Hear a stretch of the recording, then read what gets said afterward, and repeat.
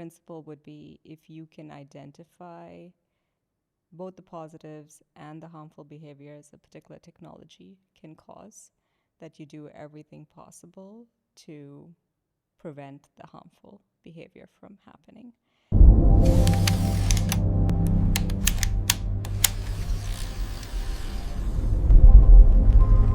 Can algorithms heal?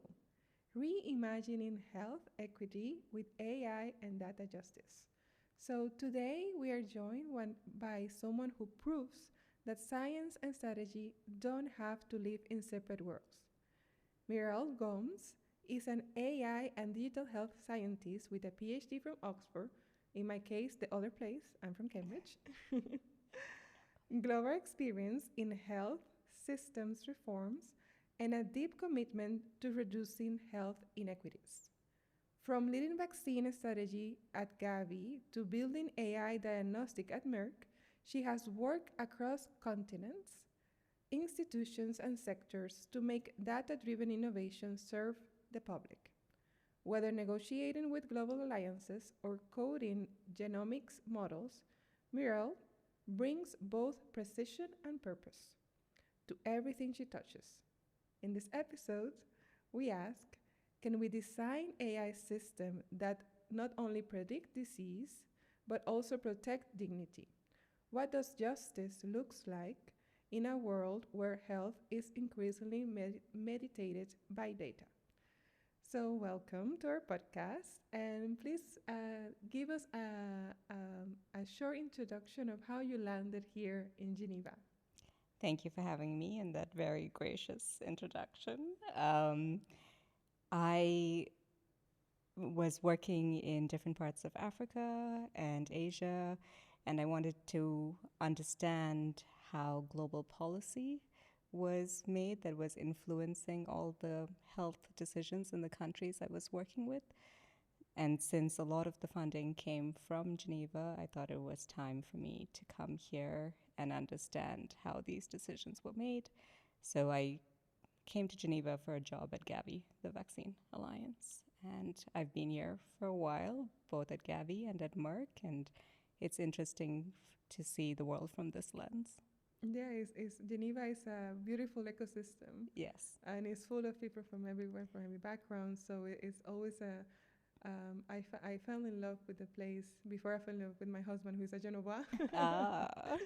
So yes, I Yes. completely see the beauty of it, and also working in such a beautiful field, health, and also very taxing, very important, very impactful. So I'm very happy to have you here on the podcast, and let's dive in. Please. So you work in digital health from Canada to Ethiopia, from policy making to algorithm design. What led you to combine scientific research with public strategy?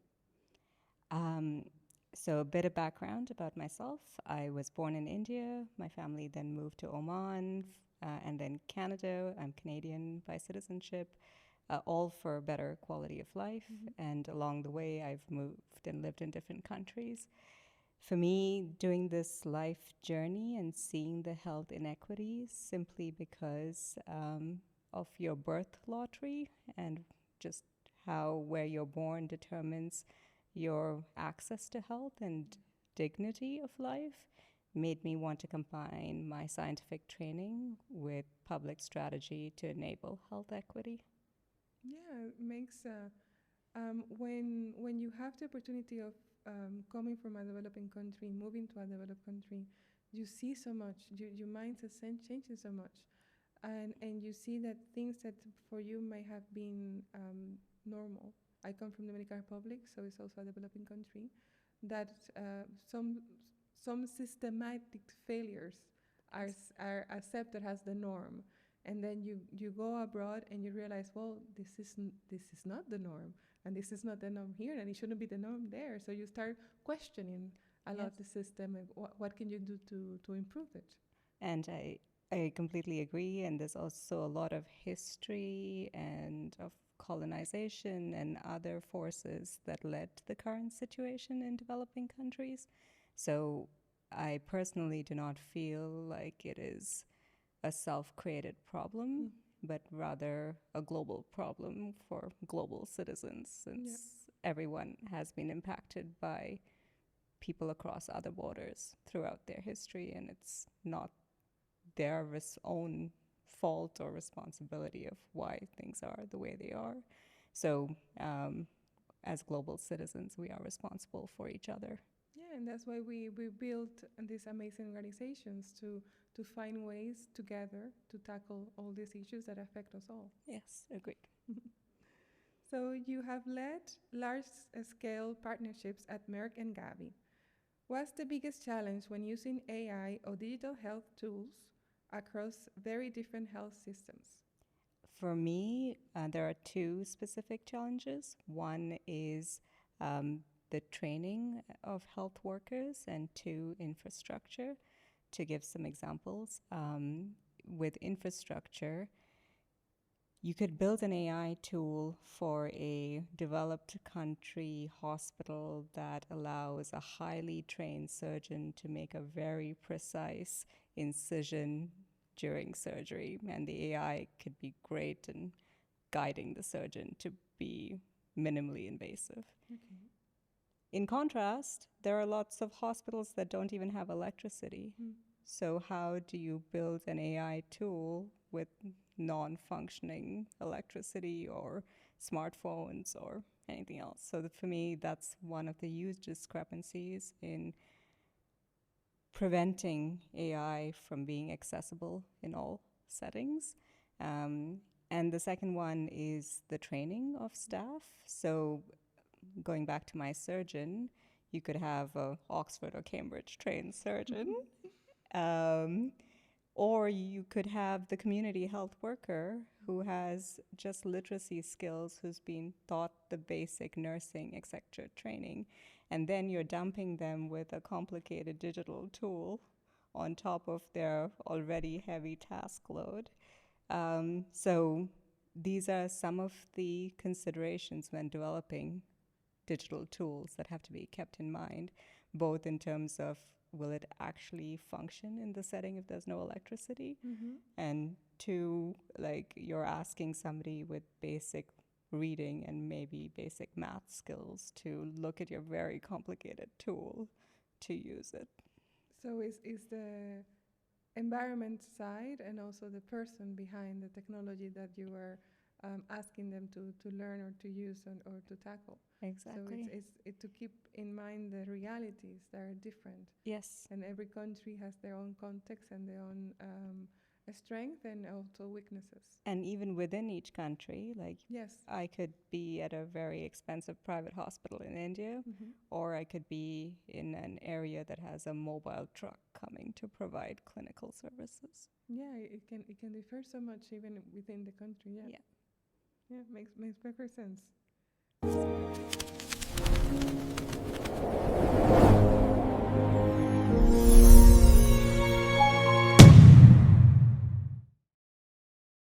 So we often hear that data saves lives, but who decides what data matters or how it is used? That's a very good question. I think the current data gap is that data is not representative and doesn't capture all the groups of individuals that should be represented. And I think that leads to biases in the algorithm for over predicting or under predicting a certain person or type of character. So having, firstly, making sure that every human on this planet is counted. That's just a basic human right and dignity. And then having that reflected in the data being used by AI and machine learning would be the holistic approach. There are a lot of places where people don't have birth certificates or death certificates. So they don't exist. They don't exist in paper. Yeah. in paper. And it's very sad to not to have walked this earth and have not been recorded as existed. There's no footprint of what you have. Yeah. Wow. Yeah, that's quite powerful to be invisible in the system, because then the system doesn't know that you're there, so it doesn't take your realities or your necessities into account. And then how would an AI Hmm. take it into Yeah, account the AI cannot go to the field and gather yes, information. yes. And if the information doesn't exist, Yeah, then you're underrepresented for yeah. the AI tool. Oh wow, that's a scary thought. Yes, Yeah, yes. Unfortunately, it's a lot of people's reality. yeah, yeah. Makes sense. You work on disease prediction, vaccine strategy, and data access policy. Where do you draw the line between innovation and overreach? So I think we are an interesting species as humans. That's a beautiful way of putting it.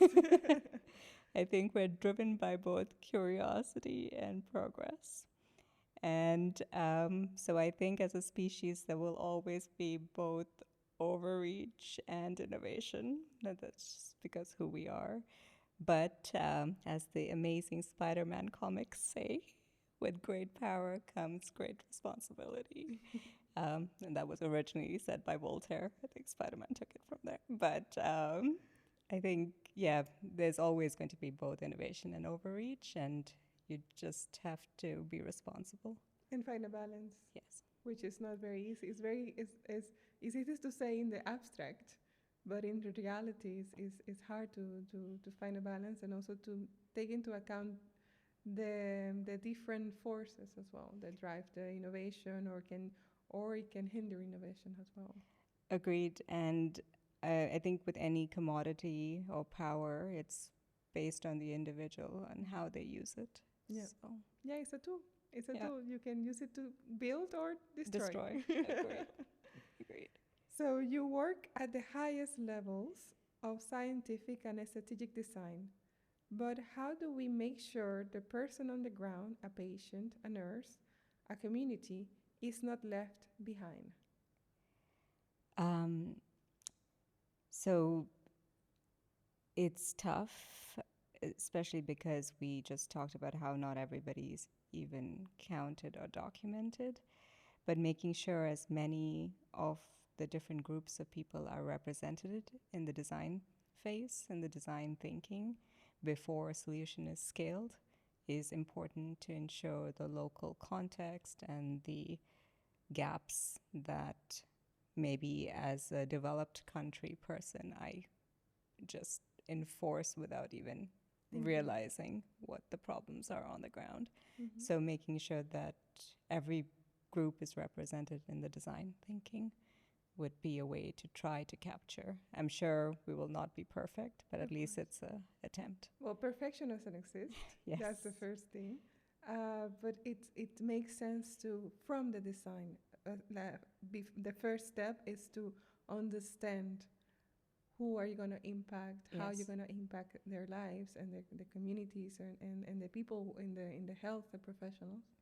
So it's important for and from that point then you can design better, you can address the issues better because you already have the first hand information, which I believe that a lot of programs and projects they should take their time to go to the reality, understand it, and design from that reality.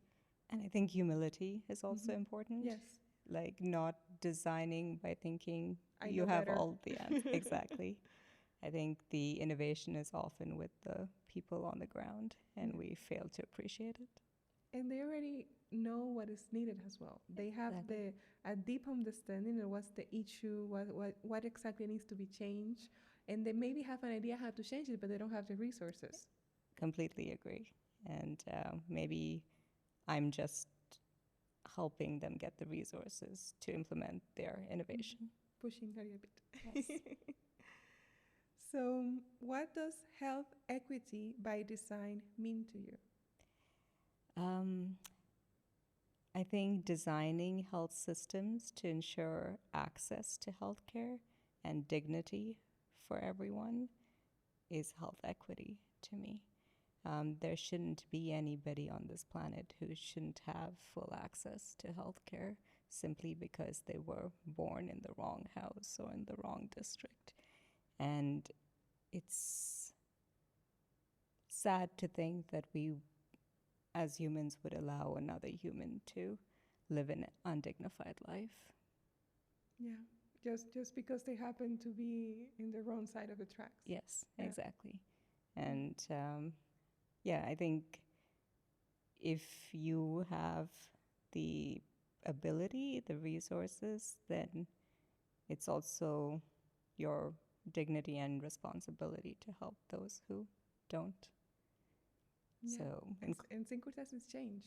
yeah, You may be privileged in one moment, and then the next you may not, because life changes and takes you to a different path.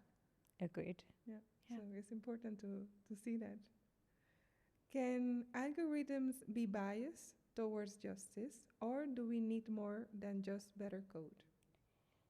So a lot of algorithms are based on the data they're provided, and we talked about having better representation in the data to ensure that everyone is counted. Um, and yes, you could build into algorithms some principles of justice and equity, but as long as there are data gaps, it will be difficult to ensure equity. Yeah, because it comes from the core of the information. Yes. Yeah. Yeah. If you could redesign one part of the global health infrastructure with AI, where would you start and what would be different? So this is a difficult question. I was Just solve the world problems, it's yes, fine. exactly. I think, especially given the current climate of lack of global health funding or stopping global health funding by decisions by very few people, um, I think AI could help in a context where you have to do more with less. Mm. So now, where we're funding constrained, etc., if there are already, even before this funding crisis, there were already a lot of hospitals or primary care that didn't have sufficient staff. If there's a way that AI can help triage patients to just basic kind of primary, secondary, tertiary care, if AI could bring, for example, Mpox epidemic is still going on. It's not in our news anymore, but just health education in local languages or promotion of good practices. Just simple ways to fill the gaps that don't require a very complicated algorithm, but just identifying the gaps and providing the information It to solve provides it. efficiency and Yes. incentive areas that are critical and take time. Yes. Because when you receive a patient, the first thing you need to assess is how how can I help the patient, Yeah. and how urgent is the need that they have. Mm-hmm. So and that takes time to evaluate. And I think that's true across every health system. So something that could work for the NHS in the UK, which is extremely constrained at the moment, to help identify the patient's severity of disease and where they should go, could also help in a local village in Sierra Leone. Yeah, of course. Where the health worker doesn't only has a high school education, but the AI could at least identify the symptoms and say this is high priority or You need to be treated now. yeah, exactly.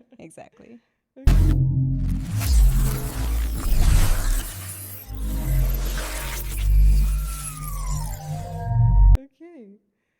So now we're going to a bit of a fun part of the session after all this heavy talk. I'm ready.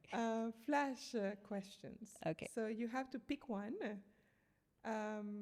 With pick one without necessarily saying why, but if you want to explain yourself a little bit, it's okay. We're open to conversation. Okay, got it. But the idea is to think quick.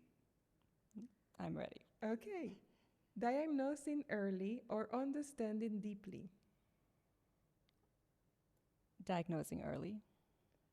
Open source health data or tightly protected patient sovereignty. Open source health data with full anonymity so that it cannot be traced to an individual. Perfect. Predictive tech that scales or localized tools that adapt. Tech that scales with the ability to customize locally. Hybrid. Yes. I was like, can I get away with that answer? Data transparency at all costs or consent first design even if it slows down the system. Consent first. Consent first. A world where everyone is tracked for health or where they are left unmonitored. Opt in. Okay. Global health driven by AI dashboards or shaped by community storytelling. Global health AI dashboards with community health storytelling. Another hybrid. Another hybrid. Can I elaborate? Yeah, of course. So during the pandemic, a lot of Aboriginal communities in Canada and elsewhere lost a lot of their elders to COVID. And there, in that communities, the history of storytelling plays a major role, and it's a pass down of not only traditional healing methods, but also of history and ancestors and all. So losing that completely is a loss to many generations and several. So having captured these stories so that they can be passed down digitally or otherwise is important. Yeah.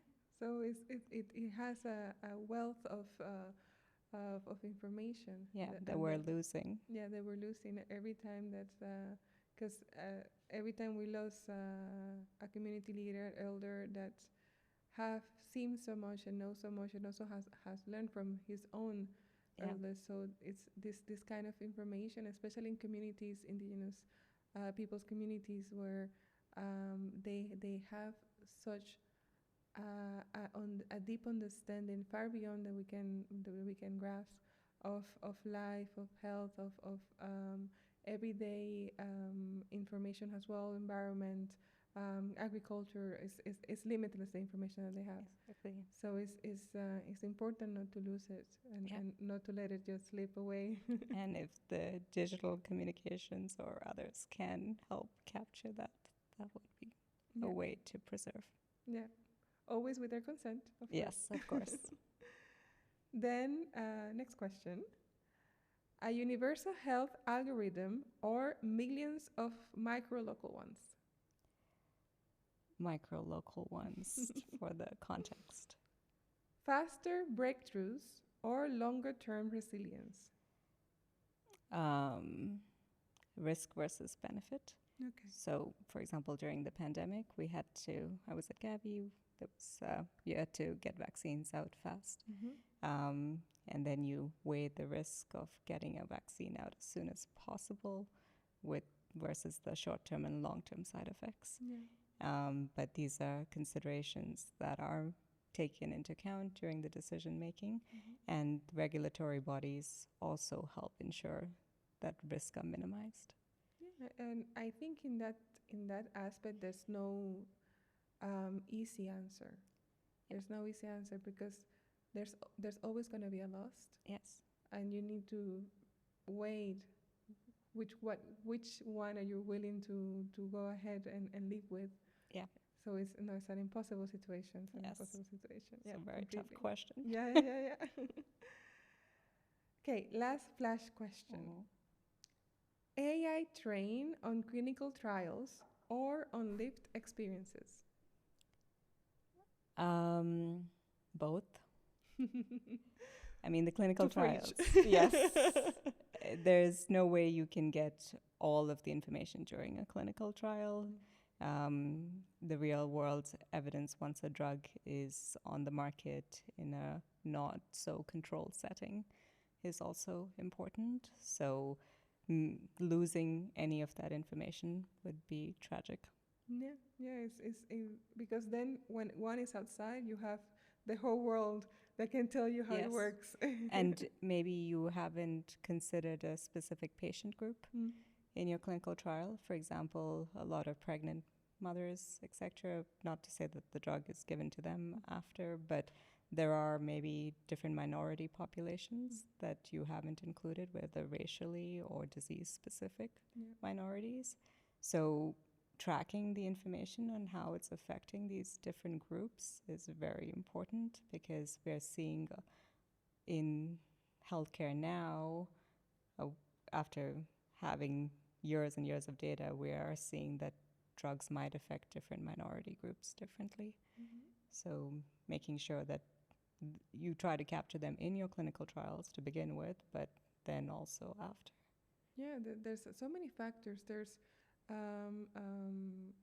the medicine combination as well. So a person who has another underlying condition that is taking medicine for something else, then interacts with this new medicine. There's also can be a reaction for that. Also, genetical predisposition, even the health habits of the person. How likely is the person to eat well? How the food combination. There are even kind of food that can also have a bad reaction to medicine. Yes. So there's so many factors to take into account that nothing trumps real life. Agreed. And we recently saw that from the obesity drugs that have been identified, where they were originally not designed for obesity but other diseases. And then the post-market information has shown that they affect obesity as well. And now they've become blockbuster drugs. There are a few. I shouldn't show any biases. So. No, it's okay. Yeah. I'm just asking for a friend. Of course. Yes, that's and also the way that interacts with you, it can be also so different. Yes. I have a very low threshold in any medicine in general, because I hate taking medicine. So if I can avoid it, I will endure a headache, a stomachache. I prefer I make a tea, I drink some water. Okay. I try to not to take a lot of medicine, but when I do, I'm down. It really you're takes at your last. Yeah, it's crazy because I think it's because my body's not used to having them. So once in the system, it's like, okay, I'm gonna grab every single one drop of it, a molecule, and you're gonna get it. And something funny happened to lighten the mood. The first day that I had with my husband, we were supposed to meet for tea. And I fell asleep because I took a pill for my cold that I had. I had a very, very bad cold, and I never take anything. So I decided to take it, and I fell completely asleep. Completely. And because I didn't know, but it had a little bit of anti-allergic into it. And also I was down. The poor guy waited for me for over an hour. Oh, wow. But we met. He's a keeper. Yeah, he's a keeper. And he's Swiss, so being on time is very important. So yeah, it really it was something funny that I say all the time. Like I'm very much I could be a very interesting specimen. Yes. You would be in this minority group of people. You're like, what is wrong with her body that takes on so many medicine? See, this is why we should track post-market falling asleep for an hour. There you go, for just a common cold medicine. Okay, now the next game. You take the little paddle there. And the question, I will ask you the statement. You will tell me if it's true, meaning that you believe it's happening right now and it's about to happen. Okay. Or futuristic with a tiny robot. That means that it's something sci-fi, is going to happen way in the future, or it may never happen. Okay. Okay, ready? Ready. Health systems will use AI to detect disease outbreaks before symptoms start to appear. True. Patients will have digital health twins that simulate their care outcomes. Groups of patients. Okay, not individual groups. Yes. Okay. You'll be able to pause your digital health footprint. Just no. Neither true or futuristic. No, Just it's no. no, No. no pausing. No pausing. Public health policies will be co-drafted by humans and AI. True. Governments will use AI to predict where healthcare workers should be sent before crises happened. True. Diagnosis will include an emotional impact score. Possible. Futuristic. Yeah. Yeah, but it would be nice. Yes. You have the right to delete your medical prediction history. It depends on the legislation where you are. And what the service, the purpose is going to serve. Yes. Because Yeah. they need information to treat you. And Yeah. if you don't have it, then Yes, but it's still your information, so yeah, you that's should have a right to it. to be forgotten. Yeah. Yeah. Tricky. So yes, so I'll just leave it here. It's no question, no answer. No answer. AI will be able to detect bias in global health funding models. True.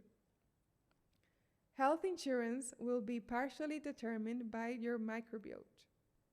Depends on legislation. So no answer. Yes. And lastly, every hospital AI will have a built-in system that checks if its decisions are fair and ethical before taking action. So, I mean, even between you and I, we might have a different interpretation of what's fair and ethical. Yeah. So it would be hard to code that into an algorithm. So no answer. No answer. Yes. Love that. Yeah, neutrality. Yes, I'm Switzerland. Yeah, here. yeah. We are in Switzerland, neutral. So, final question. If you could embed one invisible value into every health innovation being built right now, not a feature, not a gadget, but a principle, what would it be and why? The principle would be if you can identify both the positives and the harmful behaviors a particular technology can cause, that you do everything possible to prevent the harmful behavior from happening. So just some examples. Historically, during World War II, the first early computers were used to take census information to quickly identify ethnic minority groups and round everyone up. With latest AI technology for images, it's being used for lots of interesting things, but it's also being used for child pornography. So if these harmful outcomes can be identified by the tech developers before the technology is released, then putting precautionary measures in the technology, I think, would be a principle that would be a responsibility of the developer. On the other hand, it's not all doom and gloom. There's also lots of beautiful things that technology is being used for example, to save the Amazon forest and identify deforestation, or rehouse 60,000 families after the Nepalese earthquake. So there's a lot of beautiful things tech is being used for, but for the harmful things, just like Einstein's relativity theory of the atom that led to the atomic bomb versus everything else, I think they should be identified, and every measure that can be taken to prevent the harmful behavior from happening is the responsibility of the developer. Perfect. So to put the fences in the right places. Yes, where possible. Thank you so much. Thank you for your time. Thank you for coming and talking with us. It's been quite a pleasure to learn about the work that you do, and also everything that is the potential that the technology can have in health. And thank you for reminding us that digital health is not about faster systems or smarter tools. It's about people. It's about justice. It's about asking better questions before we scale solutions. Because health is not just a data point, it's a human right. Thank you for having me. It's been a pleasure. Oh, likewise.